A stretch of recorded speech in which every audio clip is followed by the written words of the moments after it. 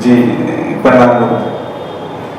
मेरा प्रश्न एक है, लेकिन ये 2-3 प्रश्नों में अपने आप में लिप्त है। तो जैसे इच्छाएं और प्रायोरिटी में क्या अंतर है? इच्छाएं हमारी अलग होती है, प्रायोरिटी हमारी अलग होती है। और अगर प्रायोरिटी होती है, उसकी इच्छा भी नहीं होती है। और कुछ इच्छाएं जो होती हैं, तो प्रायोरिटी कौन फिक्स करेगा? प्रायोरिटी फैमिली फिक्स करेगी, पेरेंट फिक्स करेंगे, या बच्चे फिक्स करेंगे, या हम स्वयं अगर रिस्पॉन्सिबल हैं तो हम अपने फ्यूचर की आगे की जो प्रायोरिटी का इच्छा है, आज इच्छा हुई कल प्रायोरिटी चेंज हो जाती है। तो इस द्वंद्व में काफी हमारा समय और निकल जाता है, या संतुष्टि नहीं मिलती है जीवन को। इसको कैसे हम संतुलित करें? ठीक। अब जैसा आप पूछते हैं, इच्छाएं और प्रायोरिटीज, जो प्राथमिकताएं हैं, उनमें क्या कोई अंतर है? क्योंकि जीवन में हम इच्छाओं से भी चलते हैं और प्राथमिकताओं से भी चलते हैं, प्रायोरिटीज से चलते हैं। और इनको कैसे और कौन तय करेगा, क्या होगा? ये अच्छा प्रश्न है। और बड़ी स्पष्ट बात इसमें समझें कि जो इच्छाएं अनिवार्य रूप ले लेती हैं, वो प्राथमिकताएं बन जाती हैं, प्रायोरिटी बन जाती हैं। यानी कि प्रायोरिटी भी इच्छा है, लेकिन वो इच्छा अब उस जगह पर आ गई है जिसको अब टाला जा सकना संभव नहीं है। जैसे कि स्वस्थ रहना हमारी एक इच्छा है कि हम स्वस्थ रहें, हम जिम जाएं, हम ये अच्छा न्यूट्रिशन लें, अच्छे से सब चलाएं। तो एक तो अभी तो इच्छा है, लेकिन अभी अगर व्यक्ति अस्वस्थ हो जाए, बीमार हो जाए, तो वही इच्छा जो कैजुअल थी कि कभी कर लेंगे, वो प्रायोरिटी पे आ जाती है, वो प्राथमिकता बन जाती है कि नहीं भी अभी तो ठीक होना ही है, अभी तो ये काम करना ही है। अभी आपको कोई भी, आपके घर वाले, आपके दोस्त, डॉक्टर, या आपका खुद का अंतर्मन बार बार कहता हो कि नहीं भाई देखिए, रोज वॉक पे जाया करिए, थोड़ी एक्सरसाइज किया करिए, थोड़ा अपना खान पान ठीक करिए। आप कहेंगे नहीं नहीं, अभी मन नहीं है, अभी तो ऐसे नहीं कर रहे। लेकिन अचानक पता चले नहीं, कुछ समस्या हो गई अब शरीर में, तो वही जो चीज़ थी कि जो अभी हम टाल रहे थे, इच्छा तो है, करेंगे, अच्छा होगा, थोड़ा अच्छा वेदर होगा, अच्छा माहौल होगा, तब हम ये सब करेंगे। और अचानक जब हमको पता चलता है कि अब हम अस्वस्थ हो गए और अनिवार्यता बन गई है, तो प्राथमिकता में कन्वर्ट हो गई, अब हम तुरंत उसको शुरू कर देंगे। ये उदाहरण बता रहा हूँ। इसी तरह से कोई भी जीवन में इच्छा हो सकती है, जैसे ही वो एक अर्जेंसी का फॉर्म लेती है, अर्जेंट होती है, तो वो प्राथमिकता में कन्वर्ट हो जाती है, प्रायोरिटी में। तो वो एक ही ढांचे का बदलता हुआ रूप है। फिर कौन तय करे कि इच्छाएं कब प्राथमिक हो जाएं, कब वो प्रायोरिटी पे आ जाएं? ये तो मैंने इमरजेंसी की सिचुएशन बताई कि जब चाहे वो शारीरिक या आर्थिक या भावनात्मक चीज़ें हों, अर्जेंसी में आएंगे, इमरजेंसी में तो प्रायोरिटी का रूप लेंगी। लेकिन जब नहीं अर्जेंसी है, फिर भी तो हमारे अंदर तमाम तरह की इच्छाएं हैं जिनको हम कोई अपना स्वरूप दे सकते हैं। तो इसमें तो बहुत ही प्रैक्टिकल ढंग से ही चलने की बात है। अगर हम अपने को सक्षम समझते हैं, सुलझा हुआ समझते हैं, तो निर्णय तो हमको ही लेना होगा। और निर्णय कभी न कभी तो हमको लेना होगा। हम चूंकि एक सिविलाइज्ड ह्यूमन बीइंग हैं, और हम चाहे अकेले रहें, चाहे हम परिवार में रहें, कैसे भी रहें, लेकिन हम एक इंटरकनेक्टेड ह्यूमन बीइंग हैं, सब अंतर संबंधित लोग हैं। तो कोई भी निर्णय या कोई भी चीज़ हम ऐसी नहीं ले सकते कि भाई हम तो यही करेंगे, अब कुछ भी हो इससे। ऐसा कोई करता भी नहीं है, वो तो पागलपनी किसी का हो। नहीं तो हम ध्यान देते हैं कि इससे हमारा परिवार है, पत्नी, पिता, माता, बच्चे जो भी हैं, या जो भी नेटवर्क हमारा है, या हमारे आसपास का परिवेश, चीज़ें हम व्यापक करते चले जा सकते हैं, तो देश दुनिया भी उसमें शामिल हो जाती है। उन पर इनका क्या असर पड़ेगा, तो हम इन चीज़ों को उस नज़रिए से देखें, और उस ढांचे को खूबसूरत बनाए रखते हुए ही हम कुछ करें जो और खूबसूरत हो। इसमें प्रैक्टिकल बात देखिए कि ये भी है कि अगर हम उस ढांचे का ख्याल न रख के कोई इच्छा को पूरी करने की कोशिश करें, चाहे वो क्रिएटिव कितनी भी इच्छा हो, तो उसमें हमको स्ट्रगल बहुत ज़्यादा करना पड़ता है, और हमारी ऊर्जा भी बहुत ज़्यादा नष्ट होती है, और फिर उसका दुख भी बहुत ज़्यादा होता है। मान लीजिए आपको लगता है कि आपको बस पेंटर बनना चाहिए, आपको म्यूजिशियन बनना चाहिए, आपको डांसर बनना है, या आपको मूवी में ही काम करना है, तो आप घर छोड़कर भाग जाएं ये करने के लिए। ऐसा भी लोग करते हैं, लेकिन मैंने ऐसे लोगों को देखा है कि बाद में फिर वो दुखी भी होते हैं, डिप्रेशन में भी जाते हैं, तमाम चीज़ें होती हैं। यानी कि जो आप कर रहे हैं उसका एंड रिजल्ट तो हर इच्छा का जरूर होगा। एंड रिजल्ट बिल्कुल क्लियर है, उसमें कोई कंफ्यूजन नहीं है। एंड रिजल्ट हर इच्छा का जो हम चाहते हैं वो पर्सनल पीस और हैप्पीनेस, यानी कि अगर वो हमारी डिजायर, हमारी इच्छा हमारे लिए शांति और प्रसन्नता ही नहीं लाएगी, उसकी उपलब्धि, तो हम उसका क्या करेंगे? हमको नहीं चाहिए, किसी को भी नहीं चाहिए। यानी कि फिर भी किसी को अगर चाहिए हो उस कीमत पर भी, तो इसको मैं मेंटल डिसऑर्डर ही कहूँगा। यानी कोई डिसऑर्डर हो गया है व्यक्ति को कि भाई हम तो ये करेंगे ही, कुछ भी हो जाए, चाहे मैं जीऊं मरूं या लोग जिए मरें, लेकिन मैं करके मानूंगा। अब जब जीने मरने की बात आ गई तो इसमें बचा ही क्या? यानी कि फिर तो हम उसको कर ही क्यों रहे हैं? किसी चीज़ को कर तो रहे हम खुश होने के लिए, कर हम रहे हैं कि हमारा जीवन और अच्छा हो, हम ज़्यादा अच्छा फील करेंगे।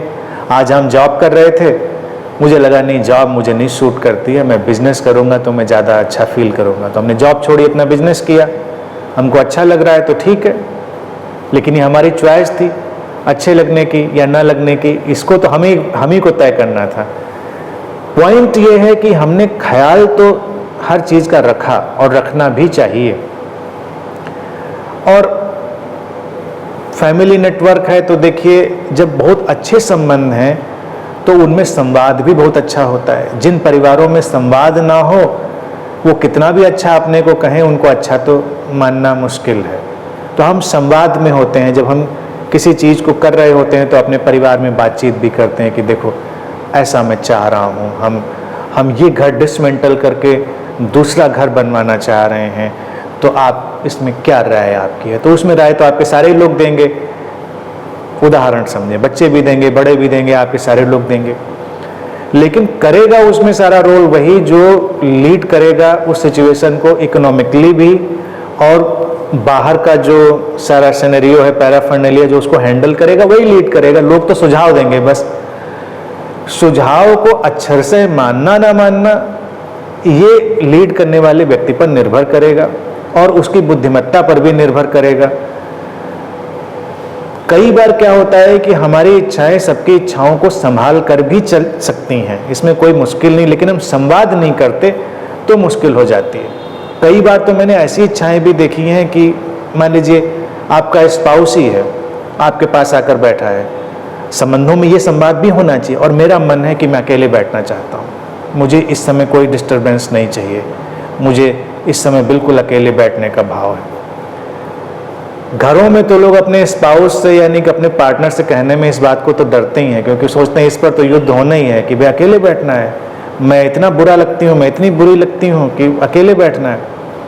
लेकिन कभी कभी मैंने देखा है, मेरे आसपास आने वाले लोगों से बात करके मैं इस निष्कर्ष पे पहुंचा हूँ कि दोनों के मन में सेम बात चल रही होती है कि उसको भी अकेला होना है, इसको भी अकेले बैठने का मन है, लेकिन दोनों एक नैतिक दबाव के बोझ में उलझे हैं कि कहीं दूसरे को लगे कि भाई हमको अकेला तो नहीं छोड़ दिया, हमसे तो बात ही नहीं करी, हमारे पास तो नहीं बैठे। तो अगर हम ये संवाद करें कि भाई देखो मेरा भाव है,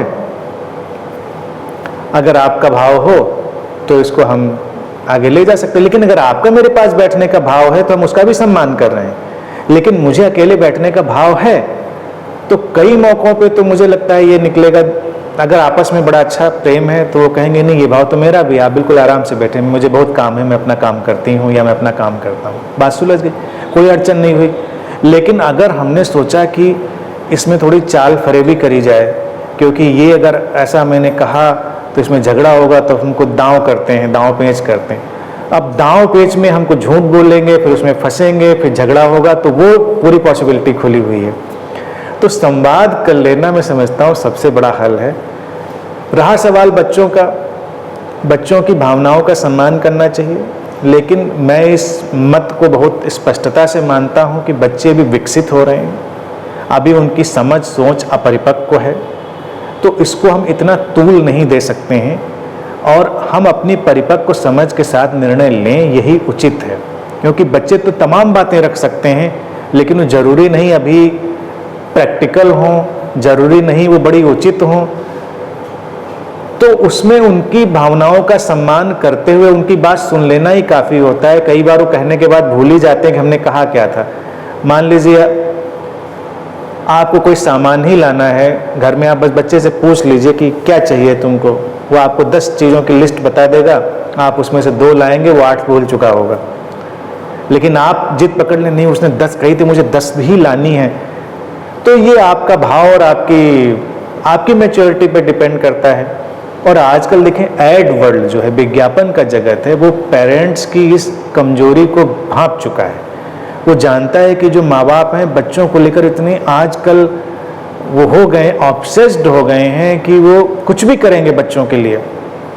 आप कार का विज्ञापन देख लीजिए या आप किसी चीज़ का विज्ञापन देख लीजिए, बड़े बड़े ऑब्जेक्ट जिनका बच्चों से क्या लेना देना, यानी उनमें इतना मनी और मटेरियल इन्वॉल्व है कि बच्चे उसका निर्णय तो नहीं ले सकते, लेकिन उनके विज्ञापन में भी वो बच्चों को यूज करते हैं। क्योंकि अगर बच्चे ने उंगली रख दी कि नहीं ये वाला कलर घर में होगा, ये पेंट्स का कलर आया है, ये ऐड में फला सुपरस्टार कर रहा था, ये बड़ा अच्छा, ये कार चाहिए या ये वाली, तो माता पिता को लगता नहीं अब तो करना चाहिए।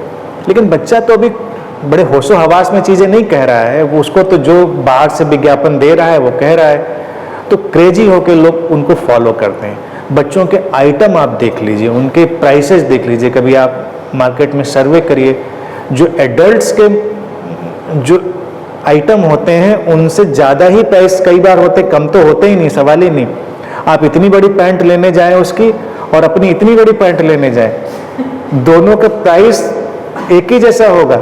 अब कंपनी से पूछे कि भाई इसमें इतना कपड़ा लगा, ये इतनी की कहाँ से हो गई, और हमारी पैंट इतनी बड़ी उसमें इतना कपड़ा लगा, तो लेकिन वो हमारे माइंड को ट्रैप कर रहे हैं, वो खेल रहे हैं। अगर बच्चे ने कहा है तो हमको तो दिलवानी है, हम अपनी वाली पैंट नहीं लेंगे, चलो उसको छोड़ देंगे, लेकिन इसने कहा है कि ये 4000 की पैंट है छोटी सी, तो ये 4000 की इसको दिलवानी है, या जितने की भी हो भाई। मैं तो ऐसे आइटम का सर्वे नहीं करता, लेकिन जो देखा है वो बता रहा हूँ। तो ये मार्केट भी हमारे माइंड से खेलता है, वो इच्छाएं डालता है, फिर उनको एक्सप्लॉइट करता है। तो किसी न किसी को तो विवेकपूर्ण निर्णय लेना ही होता है। और फिर परिवार में अगर हम रह रहे हैं तो एक और बात है कि देर सवेर हमको ये भी पता ही चल जाता है, परिवार का हर व्यक्ति इक्वल नहीं होता, इक्वली वाइज नहीं होता। तो कभी कभी हमको, अगर हम स्वस्थ परिवारों की बात कर रहा हूँ जहाँ कोई एबनॉर्मेलिटी नहीं है, तो हमको देर सवेर पता ही चल जाता है कि इसमें कौन ज़्यादा वाइज है, किसको ज़्यादा बातें समझ में आती हैं। तो उसकी बात सुनना जरूरी है, सुनिए उसकी बात, समझिए क्या है। अब हमारे माता पिता ही मान लीजिए आज वो कर नहीं सकते हैं कोई चीज़ प्रैक्टिकली, लेकिन वाइज हैं, हमको सलाह दे सकते हैं, तो हमको उनकी सलाह सुनना बनता है। देश में भी यही बात लागू हो सकती है कि मान लीजिए कोई इकोनॉमिस्ट है, कोई बड़ा पॉलिसी मेकर है, आज वो वृद्ध हो गया है, वो बहुत एक्टिव आपकी चीज़ों को नहीं हैंडल कर सकता है, लेकिन उसके पास राय है, सुझाव है, तो अपनी झक में कोई निर्णय आप लेके चले जा रहे हैं कि हम अब आज से ये वाला काम करेंगे, अब आज से हम डिमोनेटाइज कर देंगे सारी चीज़ों को। आप राय ले लीजिए, बैठ लीजिए, इकोनॉमिस्ट के साथ बैठिए कि भाई हम अब जा रहे हैं, कल से हम डिमोनेटाइजेशन करने जा रहे हैं, तो इसका इकोनॉमी पे क्या इम्पैक्ट आएगा, अच्छा आएगा, बुरा आएगा, रिजल्ट, तो डिस्कशन के बाद निर्णय लीजिए तो बेहतर होगा। उसमें कई आपके सीनियर, बुजुर्ग और तमाम अच्छे लोग आपको अच्छी राय भी बताएंगे, उसको सुनिए। लेकिन झक की आपकी इच्छा हुई कि भाई हम तो यही करेंगे उठ के, आप तमाम लोगों को मुश्किलों में डाल दीजिए। जैसे उदाहरण बता रहा हूँ, डिमोनेटाइजेशन जैसा निर्णय जो हमारे देश में लिया गया, कितने लोगों को इतनी मुश्किल में डाल दिया। आपकी झक आपने ले लिया, लोग मुश्किल में पड़े रहे आपकी बला से। तो परिवारों में भी यही चीज होनी चाहिए। अगर वाइज हैं कोई लोग, भले वो एक्टिवली नहीं कर सकते, क्योंकि आप ये अपने आउट ऑफ ईगो हम कह सकते हैं कि पैसा तो मैं कमा रहा हूँ, आप क्या बताएंगे हमको। हम अपनी वाइफ, मान लीजिए अगर हम किसी हस्बैंड की बात करें जो मनी अर्न करने वाला है, तो मनी अर्न करने वाला व्यक्ति अपना एक ईगो डेवलप कर लेता है। वो सोचता है मैं मनी अर्न कर रहा हूँ। अगर फीमेल्स भी अर्न करती हैं तो कई बार मैंने उनमें भी देखा, उनका भी ईगो हो जाता है। तो बात तो सही, मुझे ही पता है क्या होना चाहिए, तो मुझे ही पता है इच्छा का क्या है, तो किसी की इच्छा का कोई मतलब नहीं, यही होगा घर में, आज से यही चलेगा, ये नहीं चलेगा। अरे भाई, लोग समझदार हैं, संवेदनशील बनिए, बात कर लीजिए, पूछ लीजिए, सबके पास अच्छे सुझाव हो सकते हैं, और कोई ईगो अपने अंदर मत लाइए, फिर इच्छाओं का जो निष्कर्ष है वो बहुत खूबसूरत निकलेगा। अब जैसे म्यूजिक की ही बात में देखो, ये आज की आखिरी ही बात मैं सोच रहा हूँ, कर रहा हूँ, आपकी बात लंबी है, समझा दे रहा हूँ, लेकिन स्पष्टता से सारे एक उदाहरण से। तो उनके यहाँ मैं गया तो वो म्यूजिक सीख रही थी, तो तमाम इंस्ट्रूमेंट रखे थे, तानपुरा और सितार और तबला, ढोलक, हारमोनियम। मैंने कहा अरे वाह, आप तो बड़ा म्यूजिक सीख रहे हैं। कि नहीं सीख विक नहीं रही हूँ, मैं तो बस सा सीख रही हूँ। मैंने कहा सा? कह रही बस सा सीख लें उतना काफ़ी है, तो हमने कुछ गाना सीखा नहीं, गाना कौन सीखना है। अब उनके खालीपन में किसी ने उनको बता दिया होगा कि म्यूजिक सीखो।